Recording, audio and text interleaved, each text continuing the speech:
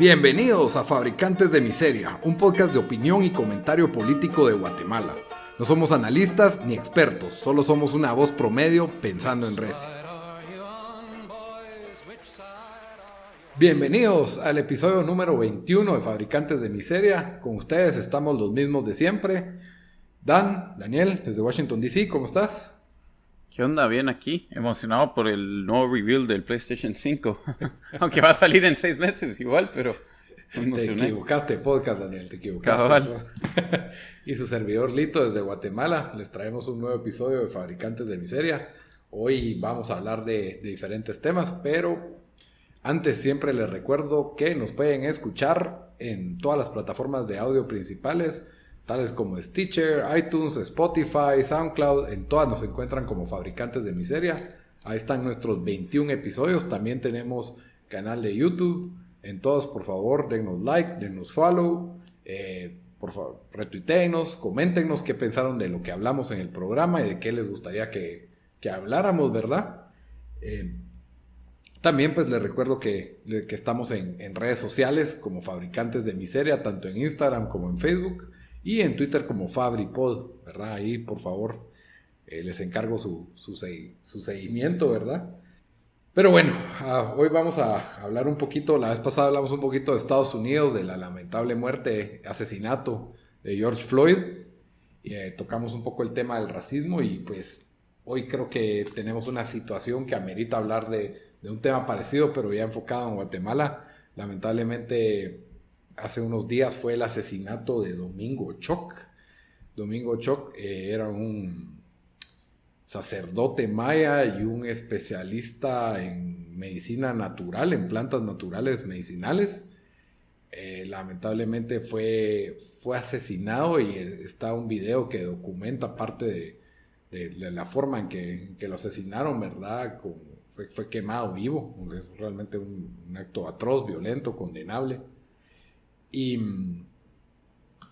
surgió en Guatemala pues la especulación de qué era, o de lo que notamos pues una discusión en redes sociales de qué es lo que había provocado este horrendo asesinato.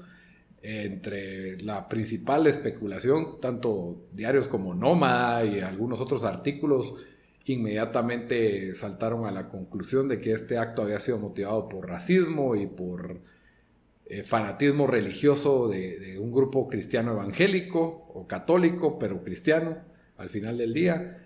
Y esa pues trajeron toda una explicación de cómo eso venía desde tiempos de la colonia y bueno, hubo debate en redes sociales sobre las motivaciones de este asesinato. Vamos a hablar un poco de eso también, pero al final del día creo que importa más el hecho de que se dio algo que ya no debería de pasar. Fue un linchamiento, básicamente. Es una práctica que en Guatemala es bastante común. Lamentablemente es más común para estos tiempos, ¿no? Sí, o sea, exacto. Es una forma de buscar justicia por la propia mano, ¿verdad? O cometer un crimen de forma en una turba que realmente pues se aprovechan del número y muchas veces, pues, o sea, a veces las personas piensan que es la forma del pueblo de buscar justicia y no necesariamente, porque fácil puede una persona inocente ser presa de esta histeria colectiva que se da en esos momentos. Según números, del 2005 al 2019, ¿verdad? En esos 14 años hubieron 431 personas linchadas. O sea, muertas. ¿Cuántos? Por 430. Wow.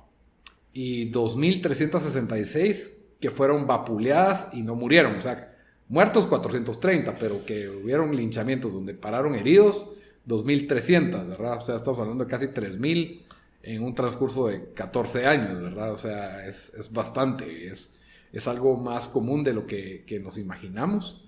Y hasta el año 2019... la mayoría de muertes por linchamiento, muchas personas creen que erróneamente que esto es parte de la cultura indígena o que es en Guatemala hay un sistema jurídico indígena que trabaja de forma paralela al del Estado. Es algo debatible, pero por ahí se les critica porque tienen prácticas un poco controversiales. Algunas otras son bastante progresistas y modernas por la forma en que concilian muchos de los casos, pero todavía tienen tradiciones como azotar a gente en frente del público en el parque, ¿verdad? Porque no respetaron algún anciano o por irrespetar alguna ley. La forma del castigo es esta, y mucha gente cree que porque tienen prácticas así, también tienen la práctica del linchamiento. Eso es un estereotipo equivocado, ¿verdad? De una vez hay que hacer esa aclaración, y que la mayoría de muertes por linchamiento se han dado en la ciudad capital. Son más de 100 los que se han dado en la ciudad capital. De ahí sigue Huehuetenango, de ahí Quiché y San Marcos. Y claro, Quiché y Huehuetenango son áreas predominantes de pueblo indígena, mientras que en la ciudad capital pues sí predominan los ladinos, ¿verdad? Entonces, no sé, Dan, ¿qué era tu aporte o tu opinión sobre qué pensás de este caso de Domingo Choca? Primero, cabe mencionar de que en parte o sea, ¿por qué se dan estos linchamientos? Es por porque la justicia en Guatemala no funciona, ¿verdad? Entonces, ¿cuántas veces, bueno, o sea, uno sabe de que, o sea, cuánta gente que mata o que comete un crimen o que atropellan a alguien y nunca hay justicia? Entonces, hasta cierto punto, pues la gente, y especialmente en comunidades rurales en Guatemala, va a haber menos, ¿verdad? Porque hay menos policías. Menos Estado, menos juzgado. Menos recursos. Entonces, uno puede entender cómo la gente puede llegar a enojarse, así como mencionamos la semana pasada con las protestas, cómo la gente puede llegar a hartarse y tratar de, pues, tomar justicia en sus propias manos. Obviamente, en bastantes casos, o sea, yo recuerdo ver algunos videos donde habían linchado a disque ladrones y después salía que habían agarrado a la persona que no era o cosas así. Entonces, sí. pero sí, o sea, viene o sea, es casi, o sea, yo lo culpo al Estado por eso, ¿verdad? Porque el sistema judicial en Guatemala no funciona y pues la gente se harta. Ahora, con esto, creo que no mencionaste que ya arrestaron, pues creo que por lo menos a una persona, no sé si a más personas. Cuatro personas arrestaron. Una familia, 2 hombres y 2 mujeres. Ajá, todos eran familiares de él. No de él, sino que era una familia, que era la familia del familiar muerto. Pero sí, yo estaba pensando que bueno, que conforme más fuimos conociendo este caso, y creo que bastante gente vio la entrevista que se le hizo al hijo, pues Domingo Choque trató de ayudar a una persona que paró muriéndose, y pues cuando esta persona se murió, la familia decidió tomar venganza. Yo creo que en un principio tal vez la gente quiso, no sé si aprovechar la palabra correcta, pero sabiendo que mundialmente se habían levantado protestas para señalar el racismo, que obviamente en Guatemala hay bastante que hablar sobre racismo, un sistema bastante racista que todavía existe. Creo que rápido, o sea, se trató de hacer conexión una con la otra, y al final, a mi parecer, creo que es, y vos lo dijiste esto cuando estábamos hablando hace unos días, es más venganza e ignorancia lo que llevó a este crimen, a este asesinato. Para mí, sí, o sea, no sé, eso es prácticamente todo. O sea, yo creo que sí, obviamente en Guate deberíamos de hablar de racismo, deberíamos de hablar el uso del lenguaje también, o sea, cómo se hace de menos bastante a la gente indígena y todo eso. Pero esto se trató de amarrar a un caso que para mí se dio más como venganza, y el hecho de que, o sea, si de verdad lo mataron porque dicen de que era brujo y lo mató por brujo, o sea, te enseña cómo eso todavía prevalece en bastantes áreas de Guatemala. Pero recordemos de que, si yo recuerdo, hasta hace 15 años, me imagino, tal vez antes, o sea, todavía linchaban a gente. Me imagino que un turista o más de uno los lincharon, sí, y los mataron porque decían que estaban tomando fotos para tratar de robarse a los niños, ¿verdad? Entonces, sí, no sé, o sea, por ahí creo que que va la cosa, en mi opinión. No sé vos qué pensás. Sí, El caso para mí, decir que está ligado al racismo, no me parece acertado. Son personas indígenas también. Sí, eso no quiere decir que un indígena no pueda cometer un acto racista, pues, pero en este caso no me parece que haya un indicio de que fue motivado porque como esta persona era indígena, o las personas que relacionan que el hecho de tener una religión cristiana y entonces repudiar las religiones mayas te hace ser racista, tampoco me parece otra posición acertada, ¿verdad? Entonces, para mí es claro que fue una especie de venganza. Este creo que es un caso diferente al de la mayoría de linchamientos. La mayoría de linchamientos son, hey, esa persona mató a mi papá o que o extorsionaba o cometía algún crimen. En este caso, tal vez en la mente ignorante de estas personas, el señor Choc estaba cometiendo un crimen y sí, eso no justifica para nada que debieran quemar vivo, pues, porque quemar vivo a una persona se me hace una de las formas más atroces de asesinato y no me parece un atenuante en este caso. Creo que también fue bueno que las redes sociales se pronunciaran y causaran tendencia y que las personas tomaran conciencia sobre quién fue Domingo Choc. Era una persona ok, está bien, si no crees en las religiones mayas y crees que no era alguien importante para ti, pues, pero sí era una persona que estaba trabajando con personas de universidades del extranjero en estudios sobre las plantas de Guatemala, ¿verdad? Y sus propiedades medicinales. Entonces era una persona que quiera que no estaba trascendiendo a áreas de la ciencia, ¿verdad? Que estaba aportando y que pues realmente es una tragedia esta pérdida. Luego en redes sociales pues empezaron las cuestiones de que Guatemala es racista y a tirarse de una vez los lineazos de que el cristianismo fue impuesto por los españoles y por lo tanto es parte de la infraestructura racista. O sea, todo esto desentonó una serie de retóricas antes de que se supiera lo de los acusados, ¿verdad? Y al mismo tiempo, el hashtag, por ejemplo, ayer 10 de junio, Guate es racista, estaba como tendencia. Yo creo que hay que tener un poco hay que tener conciencia sobre el racismo, porque es un tema importante. Creo que el racismo a nivel cultural en Guatemala es innegable. Creo que todo guatemalteco sabe la forma en que la sociedad, por lo menos ladina y blanca, se ha pronunciado por cómo yo crecí, cómo hablan hasta pues, familiares o cuestiones así.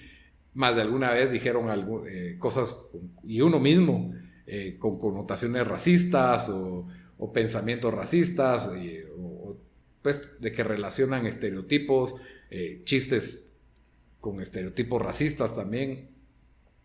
Todo este tipo de cosas a nivel cultural.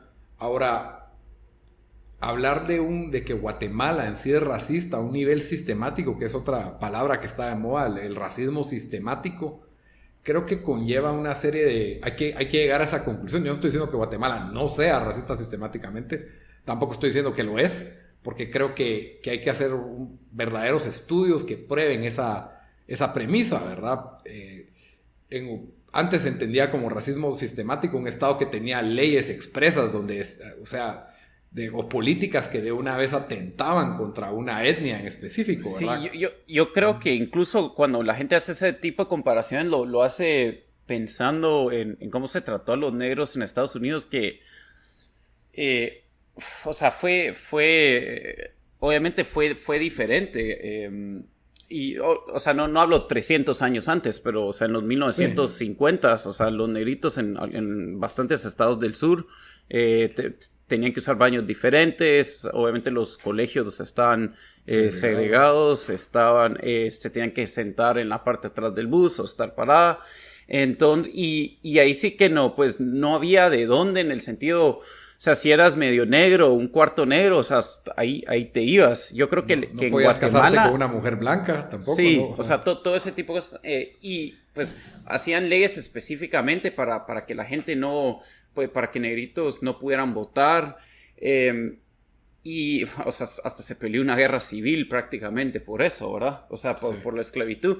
En Guate yo creo que es más difícil por el simple hecho que la población que es indígena o ladino, o sea, yo quisiera, las estadísticas, no sé si las tenemos, pero si haces si haces un examen de DNA, ¿cuánta de la población guatemalteca te saldría con 25% sangre indígena o, 90. o 15? O sea, no, por eso te digo. Ajá. Entonces, decir que es así sistemáticamente racista como se fue en Estados Unidos, para mí no es exactamente correcto. Para mí también, y esto pasa en bastantes países tercermundistas, pero hay mucho, o sea, yo creo que más lo socioeconómico y el clasismo también pesa, ¿verdad?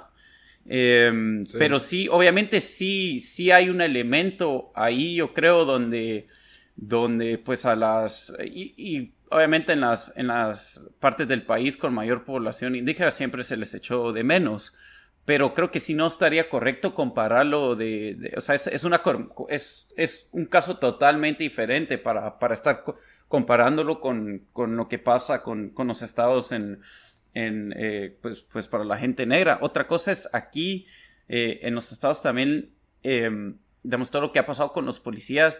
Mirás que el Estado por años, o sea, prácticamente ha tenido como targeted a la gente, pues a los negritos, ¿verdad? O sea, es más probable que si sos negro y estás manejando, la policía te va a parar por cualquier razón, o sea, sin tener razón. Si estás caminando en la calle y sos negro o estás en una comunidad negra, te va a parar la policía. Eso no pasa si sos blanco, estás, yo qué sé, en una comunidad blanca. Y siento que en Guatemala no miramos ese poder que tiene el Estado, especialmente la policía que tienen aquí en los estados. Entonces también por ahí yo creo que la cosa se diferencia bastante. Sí, lo que pasa es de que muchas veces lo que se racionaliza es lo siguiente: es tan desigual la realidad, digamos, que para la gente más blanca en Guatemala, ¿qué porcentaje de ellos son pobres? ¿Qué porcentaje de ellos son, digamos, ricos, por así decirlo, ¿verdad? Prósperos, Sí. no sé. Y cuando miras los porcentajes en las personas indígenas, ¿qué porcentaje de los indígenas son pobres? Entonces te das cuenta que son como dos realidades completamente distintas, y en el ladinos pues ya encontrás un poco los dos, pero tienen una mejor realidad, en promedio, una mejor calidad de vida que la del indígena promedio. Ahora, lo que a veces las personas brincan, desigualdad es inmediatamente culpa del racismo, no necesariamente, pero podría ser. No lo descarto definitivamente. El hecho de que en Guatemala sea tan prevaleciente un racismo cultural, creo que tiene que derramarse esa misma cultura dentro de los funcionarios públicos, pues. O sea, aquí, por ejemplo, no habían leyes de que un indígena no podía subirse adelante del bus o una cuestión así, pero hay historias, especialmente hace 20 o 30 años, de que a un indígena no lo dejaban entrar a tales restaurantes o a tales bares o a tales discotecas, especialmente si estaba utilizando su indumentaria indígena. Ese tipo de cuestiones, ¿verdad? Que son expresiones de un racismo cultural, ¿verdad? O que los indígenas, si llegan a tu casa, no comen en la misma vajilla o no se sientan en la misma mesa, se les relaciona con la servidumbre. Entonces, todo este tipo de cosas, quiera que no, permean en políticas de Estado. Sí hay cuestiones desiguales a nivel de política. Sí está comprobado que hay, digamos, se ejecuta mucho más presupuesto en los departamentos donde no hay mayorías indígenas que en los que hay indígenas. ¿Por qué pasa esto? No lo tengo yo 100% claro. Podría ser que sí hay en parte influencia racista, pero como vos también mencionás, el factor socioeconómico, ¿ya? ¿Qué relación hay entre ser indígena y ser pobre, verdad? Ese es un factor bastante importante, porque no todos los indígenas son pobres, eso está claro, pero creo que en promedio hay mucho más pobres indígenas que pobres de raza blanca en proporción a las poblaciones. Y estamos hablando que, si bien a los indígenas se habla de ellos como una minoría, en Guatemala son alrededor del 40% las personas que tienen, digamos, linaje indígena, apellido indígena y la apariencia, ¿verdad? que Sí, también... que son identificados así, pero Ajá. como dijimos, ¿cuántos más serán ¿Cuántos que más? son mezcla? Obviamente todos somos una mezcla. Estoy seguro que Ajá. entre los mismos indígenas tal vez tienen también mezclas blancas o mestizas o ladinas, ¿verdad? Como decís, que se identifican así. Entonces, a mí no me gustó el hashtag Guate racista porque creo que hay que fundamentarse bien para llegar a esas conclusiones. Creo que Guatemala tiene muchas cosas malas, pero también tiene cosas buenas. Y creo que hay que pensar más allá de el racismo, la retórica del racismo como excusa para muchas cosas se vuelve como para llenar los vacíos, ¿verdad? O sea, si hay una situación desigual, es racismo. Si hay una cuestión desigual o cualquier cosa, vamos a culpar al racismo y de una vez lo tiramos a 500 años atrás. Y sí, los eventos de hace 500 años atrás dejan una herencia, los de hace 100 años atrás también, y sabemos que a principios del siglo XX hubieron presidentes que, digamos que había una tendencia por admiración a la supremacía blanca, un poco como por ejemplo Vico, que era admirador de los fascistas, ¿verdad? Los dictadores fascistas, y había leyes sobre que no entraran aquí personas de otros países o de otros colores, y por ahí, pues, obviamente la forma en que se le trataba a los trabajadores indígenas en muchas fincas, pues, digamos que eran expresiones de racismo. Esto ya es un tema bastante complejo que creo que da para su propio podcast, pero había que hablarlo ya que el tema de Domingo Choc pues creo que lo trajo presente, ¿verdad? Sí, yo la verdad, yo sí creo que en Guate tenemos un problema con el racismo, pero ahí, como vos dices, lo trataron de amarrar a algo que al final nos dimos cuenta que probablemente no influyó pues En en este este caso asesinato. específico. Lo que sí yo creo que, o sea, no se hizo mucho análisis. Hey, ¿por qué en Guate tenemos todavía este gran problema que todavía que todavía se linchan personas, ¿verdad? Sí, Y creo exacto. que eso va más de lo de lo que te enseña que el estado fallido que tenemos, donde, o sea, gran parte de la población no es educada, o sea, gran parte de la población está prácticamente desconectada del resto de sociedad, o sea, y eso es por varios factores, ¿verdad? Pero, o sea, todavía tienes gente que tienen que caminar no sé cuántas horas para encontrar un camino y cosas así, y eso todo influye, ¿verdad? La facilidad de poder ir a un colegio, de cuál es el valor igual de ir a un colegio en Guatemala si vivís en áreas rurales donde no hay oportunidades de empleo, y todo eso pues se va agregando a donde tenés o sea, la desnutrición que conlleva de que pues alguien no pueda completamente desarrollar sus habilidades mentales, o sea, que eso es cierto, eso lo sabemos. Entonces, o sea, todo esto contribuye a que todavía tengas este tipo de historias donde, o sea, si oíste a la persona al hijo al que entrevistaron, o sea, hasta dio pena un poco oírlo hablar, porque sí, no, a mi criterio, no sonaba como alguien que estaba completamente ahí, ¿me entiendes? Como que por ese tipo de cosas de que, o sea, sí, o sea, porque tenemos una población tan deseducada, o sea, sin ocasiones de que yo creo que estos tipo de cosas y ese tipo de, o sea, de rumores o chismes de pueblo o estas cosas puedan prevalecer, ¿verdad? Sí, y creo que hay que a veces tener un poco cuidado. Mi otra teoría, si la persona tenía dificultades para expresarse, yo creo que también puedes ver de que, o una de las dos, ¿verdad? Tal vez el idioma no es el idioma español no es su primer idioma. Y muchas veces adivinan lo que están escuchando y dicen que sí. No estoy justificando, ¿verdad? Yo creo que él claramente expresó que había sido el que había rociado la gasolina, ¿verdad? Eso fue lo que todos entendimos, pero no entendimos con detalles qué es lo que había pasado. Aparentemente a su papá lo habían llevado a un sanatorio privado y lo llevaron a otro lugar y salieron gusanos y se murió, ¿ya? Y para mí una de las principales, dejando eso un poco de lado, ¿verdad? O sea, la ignorancia de esta persona, ¿verdad? No solo la ignorancia de asesinarlo, sino la ignorancia de que la prensa te pregunta qué pasó y le contás toda la historia cuando te están acusando de un asesinato, ¿verdad? Sí. Si hubiera tenido un abogado defensor cerca, jamás lo hubiera dejado contestar algo, ¿verdad?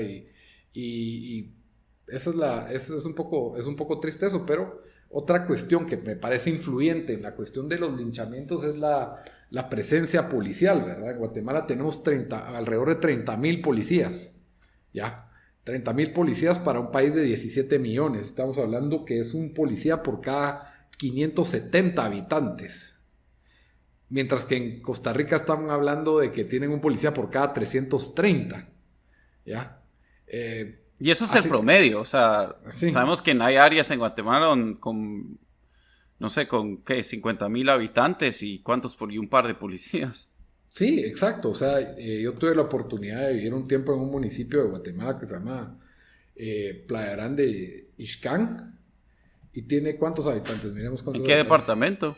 Es del departamento de Quiché. Tiene 5,790 habitantes y ahí se mantenían 2 patrullas.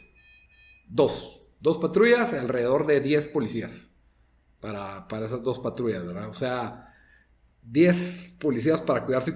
Con razón no pudieron, el primer día no pudieron investigar, no pudieron detener el hecho que en plena luz del día alguien pueda golpearte en medio de un campo donde todo el mundo te está viendo, agarrar gasolina, rociarte y prenderte fuego sin que alguien intervenga o la policía pueda llegar a tiempo. Es algo que tiene mucho que ver con los niveles de impunidad y de falta de presencia de seguridad y de ahí de justicia, ¿verdad?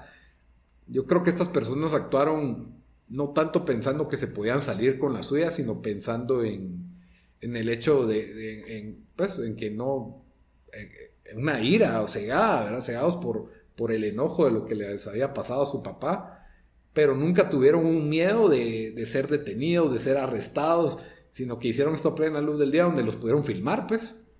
Sí. ¿Ya? Y no costó mucho en cuestión de un día para el otro ya teníamos resultados. Y creo que gran parte de eso es que hubo un esfuerzo del MP y la policía, fue porque fue un caso que sí impactó a la realidad nacional y la policía buscó limpiar su nombre, pues, o sea, acuérdense que la política funciona como relaciones públicas en muchos casos.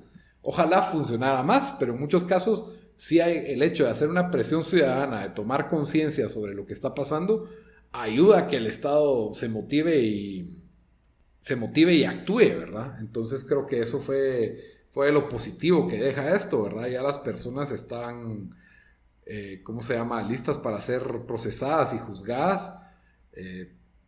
Un crimen de asesinato por las condiciones que puede tener hasta 50 años de prisión, y dejando de lado las cuestiones jurídicas, según el Código Penal, podría tener pena de muerte. No creo que llegue a pena de muerte, pues es muy difícil que pase, menos cuando fueron confesos. Entonces, pero sí, estas personas se les va a arruinar la vida, pues estas personas van a ir a prisión y merecidamente, porque al final pues es un asesinato atroz, ¿verdad? Completamente atroz y condenable, ¿verdad? Sí. Pero bueno, pasemos a hablar de cosas más bonitas como el coronavirus. La situación en Guatemala con el coronavirus, seguimos creciendo en números, lo cual normalmente no me alarmaría porque estamos haciendo más pruebas, todavía no las suficientes pruebas, ¿verdad? Estamos haciendo alrededor de más de 1,000 pruebas diarias y al día de hoy, 11 de junio, tenemos 334 fallecidas. Personas fallecidas. De lo que he notado, estamos muriendo de entre 10 y 20 personas diarias en las últimas 2 semanas o 10 días, semanas, ¿verdad? Ajá, por ahí. Sí, tenemos 6,658 casos activos.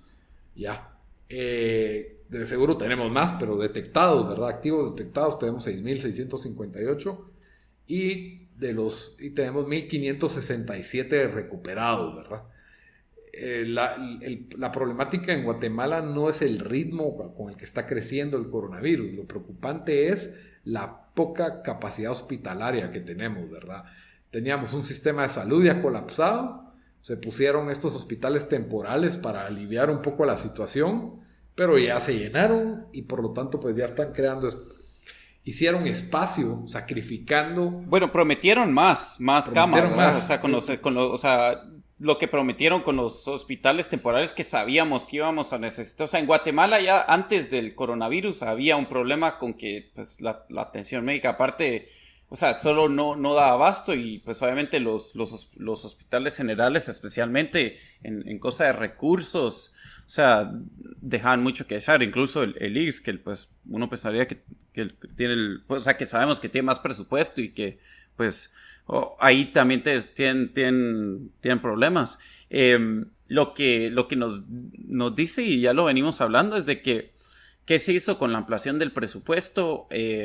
Ahorita, creo que lo ibas a mencionar, Lito, pero y lo íbamos a mencionar, o sea, se Vale. acaba de un nuevo préstamo, se acaba de hacer al FMI de $500 millones y este va a ser directamente destinado a luchar contra el coronavirus.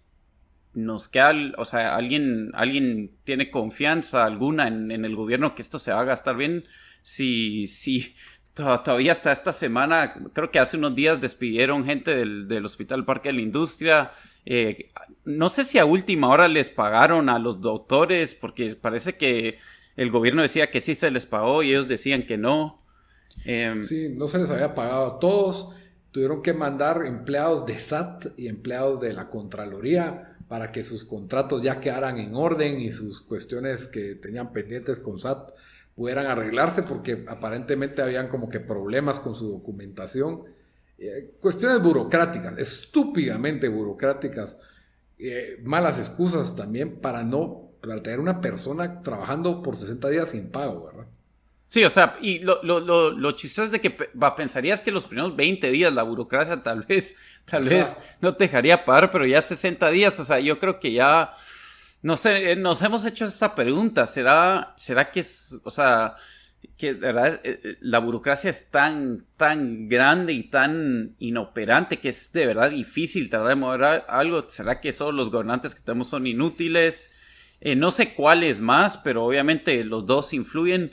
No sé, o sea, es como que pudieras tratar de hacer las cosas mal y creo que te saldrían mejor, ¿verdad? O sea, yo no sé si solo no están tratando de hacer las cosas bien, no sé. La verdad es de admirar de admirar el desastre que es, y no es solo Guate, porque pasan, o sea, en todos los países, pero sí, yo no sé, o sea, es como que no te puede sorprender más el gobierno porque ya lo que pensamos del gobierno en Guatemala es tan bajo, pero aún así nos siguen sorprendiendo. O sea, ¿qué más bajo pueden caer? No se puede caer más bajo. O sea, tener a todos esos empleados y doctores que son tan importantes. Lo del equipo de protección fue algo que pasó en todo el mundo, pero que te digan que ya hay equipo de protección porque ya se pidió, y que si no ha llegado, y que si no llega, y que si llega está malo, o que les piden que usen las mascarillas y las guarden en su topper, todo este tipo de prácticas, pero que ni siquiera les paguen el salario. Es que eso es lo que más duele, o sea, eso es paso uno. Ajá, es como que lo más básico. Yo sí ya creo que es mejor que agarren todo ese presupuesto y contraten a un hospital privado para que abra un hospital temporal, pues. O sea, que subcontraten y privatizado y todo. eso, y sí, bueno, ahí dijiste la mala palabra que nunca, o sea, Ajá, no. la peor palabra. Pero que se entienda que no es que... Pero, que ajá. No, o sea, viene de una frustración de que, o sea, ¿qué van a hacer con estos 500 millones? ¿Qué? O sea, van a ampliar cuántas camas pueden atender en el hospital, van a crear un hospital donde cuando llueva no se inunda. Claro. O sea, y lo peor de todo es de que tuvimos 2 meses que no sé si fue por suerte, por las acciones del gobierno, no sé si es porque se cerraron las fronteras, pero 2 meses donde se estaba muriendo poca gente para la cantidad de infectados que teníamos. O sea, sí. 2 meses tuvieron para poder mejorar las cosas y no lo hicieron. Entonces ahorita estamos en una situación donde más y más la economía no está aguantando, ¿verdad? O sea, donde sí, pues ya, yo creo que ya la presión va a estar llegando, o sea, mirad noticias de nuevos restaurantes que están cerrando y todo eso, y entonces ya por ahí ya está la presión, ya se están empezando a hacer pruebas con el Transmetro y Transurbano, porque yo creo que ya saben, pues ya el gobierno entiende de que o sea, la gente, especialmente del sector informal, sí ya, pues, no tienen con qué ganarse la vida, no tienen con qué comer. Entonces, tenés esa presión y encima esto de que con la ampliación del presupuesto, o sea, no hicieron absolutamente nada. O sea, no sé ni literalmente sin palabras, no sé qué decir sobre eso. ¿Qué pasa con el dinero? O sea, ¿dónde se queda? ¿A cuántos hay que putear para que esto funcione? Y ni siquiera se ha despedido a alguien. Eso es lo que yo digo. Si tenés este desastre, ya hubieras despedido a las personas que tengas que despedir para que funcione, ¿me entendés? Ahora, ¿vos crees que solo se lo están robando así directamente? Que solo vivimos ya... perdón, le pegué al micrófono ahí. Que vivimos en un país donde los políticos pueden operar así sin importar porque así han operado por años, por lo más que estuvo ahí la CICI y algunos estuvieron, pues la ley, o están en la cárcel o están en proceso, en juicios. O sea, ¿crees que tal vez solo se lo están robando? ¿Crees que está trabado el dinero? ¿Crees que lo malgastaron así ya pues con contratos, ¿me entiendes? O sea, donde o sea, con contratos sobrevalorados? Una mezcla de los tres, no sé, la verdad, yo solo quisiera saber, o sea, no sé si en 4 años, en 3 años nos vamos a dar, o sea, van a empezar a salir las noticias como cuando después de que han habido... los desfalcos, así. No, o sea, cuando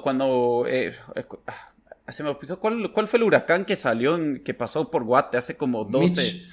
Sí, que después encontraron que habían pues regalado medicinas y encontraron estos almacenes llenos con medicina vencida que nunca se repartió después de esto, comida. O sea, no sé si algo así nos vamos a encontrar porque la verdad ya a mí creo que no hay respuestas. O sea, lo fácil es decir, se lo robaron, pero pensás que, o sea, quisieras pensar que no sean tan descarados, pero ya la verdad yo no sé. Fíjate que para mí es más fácil pensar que son unos inútiles logísticamente hablando y que la burocracia y la inutilidad de un aparato estatal no tiene límites. O sea, no tiene límites que realmente esto se lo hayan robado. Porque creo que está puesto el ojo de toda la prensa, está el puesto todo de todo. Y la mayoría de robos son comisiones en los contratos o comisiones por medio de las ventas y los proveedores del Estado. Ahí es donde ocurre, ¿verdad? Con esa sobrevaloración y que ahí se reparten comisiones a los funcionarios, ¿verdad? Pero ¿crees que tal vez están haciendo que, bueno, creamos 100 nuevas plazas para luchar contra el coronavirus y 99 son plazas fantasmas? No sé. O sea, ando de verdad yo tratando de pensar. Porque de lo que se les acusa es de que no se ha ejecutado el presupuesto, ¿ya? No se está ejecutando el presupuesto, que no va ni por el 10% ejecutado. Y con 10 estoy exagerando porque creo que es menos del 5 lo que se ha ejecutado. Entonces, como que hay una velocidad de tortuga en la realización de estos proyectos. ¿Por qué? No sé. Ese es mi pronóstico. Podría estar pasando, o sea, no me sorprendería si descubrimos... Es que, pero fíjate que se supone que el estado de calamidad y todo, o sea, agiliza todo eso, ¿verdad? Por eso es que yo no me explico... O sea, no, sí, de verdad no sé cómo alguien mira, hey, no se les ha pagado los doctores por un mes.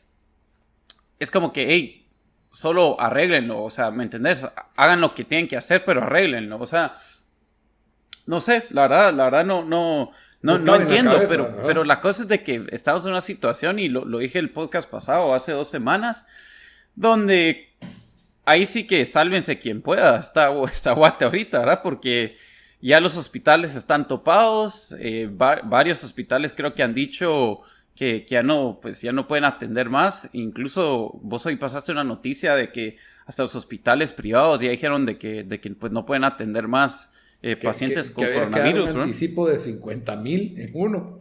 Sí. En uno de los principales, que no son muchos, pero en un hospital privado, anticipo de 50,000 quetzales para que te reciban, ¿verdad? De ahí en otros estadías desde 3,000 a 5,000 quetzales diarios. O sea, está fregada la cosa. Y que en algunos ya estaban topando las capacidades, ¿verdad?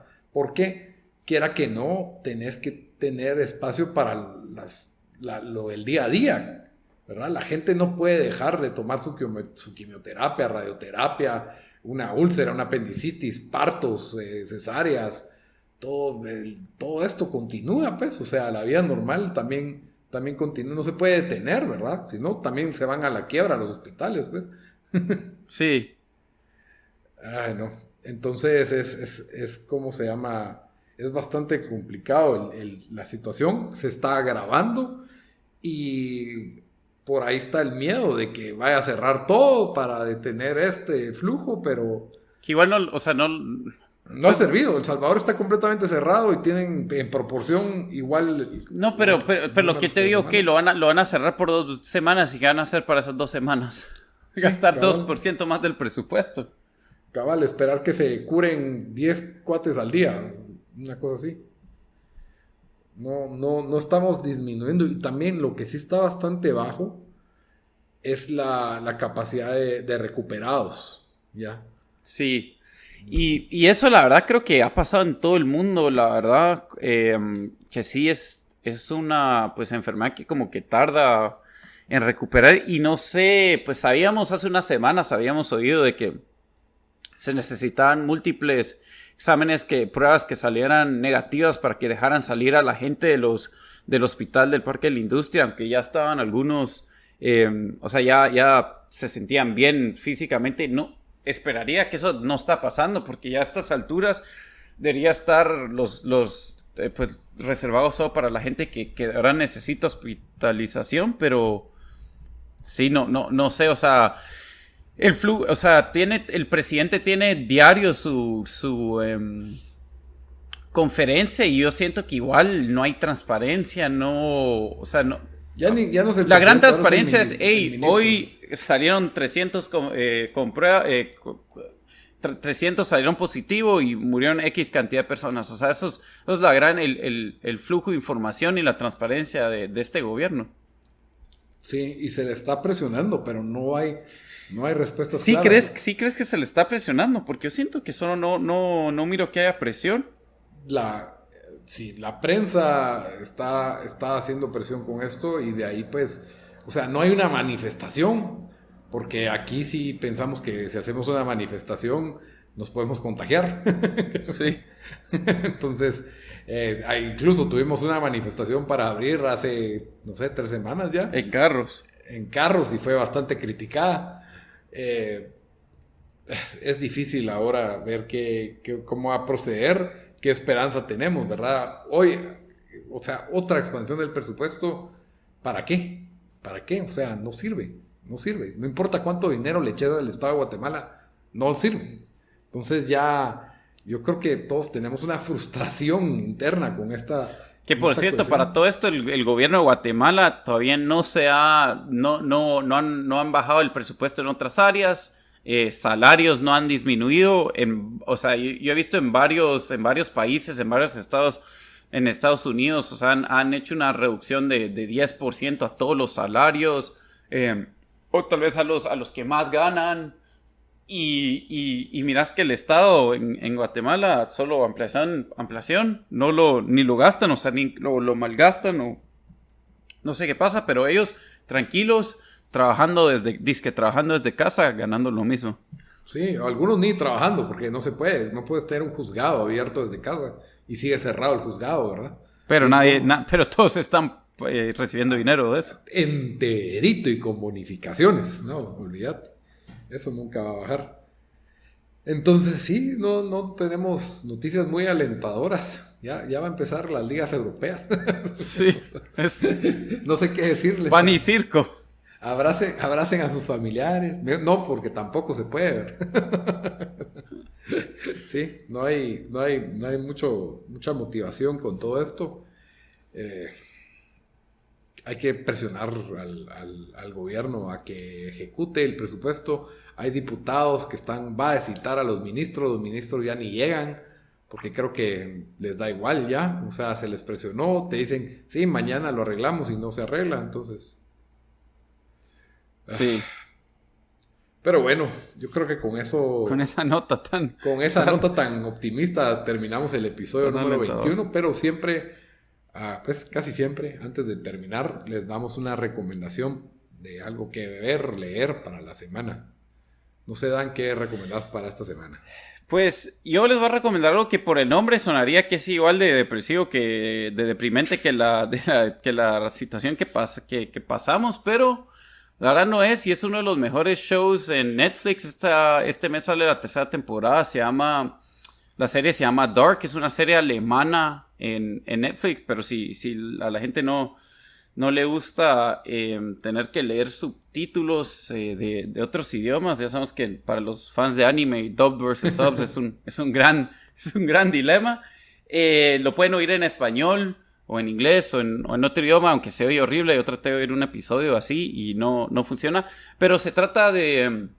a mí, primero, todo lo que tiene que ver con viajar en el tiempo, me encanta. Entonces, solo con eso me atrapó. Es un sci-fi así donde pues explora qué tanto puede uno cambiar el destino, ¿verdad? Entonces es esta persona pues que logra viajar al presente y... Perdón, otra vez. Es que sí literalmente viaja al pasado, al presente y al futuro y trata de cambiar las cosas. Entonces, que afectaban directamente a su comunidad en Alemania. Y pues de eso se trata, sí. Y creo que sale el junio 27 o 26, la tercera temporada y es la última. Solo son 8 episodios cada temporada, sí, que solo son 16 episodios que van a tener que ver. Se llama Dark. Y en Netflix. Muy bien. Está bien, buena recomendación. Yo estoy buscando el nombre de mi recomendación porque se me olvidó, pero... ¿Cuál eres, Netflix o HBO? No, fíjate que es una película de Matthew McConaughey, pero... Interstellar. No. No. Ay, Dallas Buyers Club. No. Esa la tengo que ver, por cierto. ¿No has visto Dallas? No, yo sé, es de esas que está en mi lista ahí que la tengo que ver. Ay, hijo de la gran, ¿por qué no me sale esta película aquí? Bueno, mejor les voy a recomendar la película que vi el fin de semana de Roman Polanski. Se llama... hablando de temas...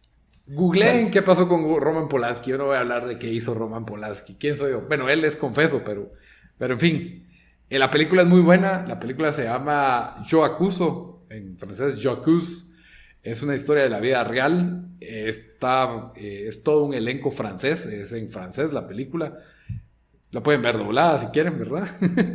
La película se trata de un caso de la vida real de este militar judío que fue acusado de traición a la patria y fue acusado por las autoridades siendo él inocente, y como otro oficial pues al ver la evidencia decide enfrentar al poder, ¿verdad? Así a tipo John Snowden, pero del siglo XIX. Y la verdad es una muy buena novela, es de la vida real y está basada en este caso pues totalmente real, famoso, y muy buena película. Es una excelente película histórica, excelentes actuaciones, la verdad es conmovedora hasta cierto punto y de admirar. Nada que ver con su director, por lo que sí, es muy recomendada. Si les gustan los dramas de historia, de la vida real, de discriminación, definitivamente es una excelente película, muy recomendada, y la pueden encontrar en los métodos alternos o en el VOD de Apple, o sea, video on demand, los diferentes servicios de video on demand. Yo voy a decir que definitivamente en Guate consíguelo en métodos alternos, así que ayudan a la economía local. a su vendedor local, ¿verdad? Sí. Muy bien, entonces con eso terminamos el episodio número 21 de Fabricantes de Miseria. Como siempre les recuerdo que estamos en redes sociales para que nos comenten qué pensaron de este episodio, qué pensaron de nuestras opiniones, de qué quieren que hablemos. Estamos en Facebook y en Instagram como Fabricantes de Miseria, y en Twitter como FabriPod, y en todas las plataformas de audio como iTunes, Spotify, SoundCloud, Stitcher, y hasta en YouTube como Fabricantes de Miseria. Hasta la próxima. Adiós.